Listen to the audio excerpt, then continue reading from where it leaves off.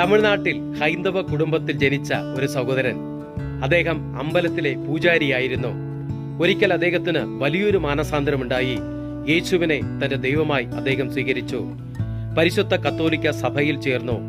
വളരെ തീക്ഷ്ണമായി അദ്ദേഹം പ്രാർത്ഥിക്കുമായിരുന്നു. ഒരിക്കൽ വഴിയരികിലൂടെ നടന്നു പോകുമ്പോൾ ഉച്ചത്തിൽ പരിശുദ്ധ അമ്മയുടെ ജപമാല ചൊല്ലിക്കൊണ്ട് പോകുന്നത് കണ്ട് പലരും അദ്ദേഹത്തെ കളിയാക്കി പരിഹസിച്ച് സംസാരിച്ചു.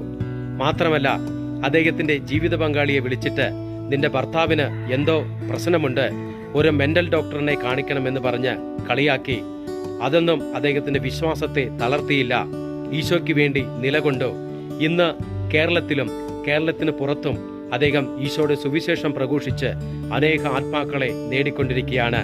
സ്നേഹമുള്ളവരെ, മാനസാന്തരപ്പെട്ടു വരുന്ന, ഈശോയ്ക്ക് വേണ്ടി നിലകൊള്ളുന്ന, ഈശോയുടെ വചനം പ്രഘോഷിക്കുന്ന ഒരു ശുശ്രൂഷകനെ, ഒരു വ്യക്തിയെ നമ്മൾ കളിയാക്കി പരിഹസിച്ച് സംസാരിക്കരുത്.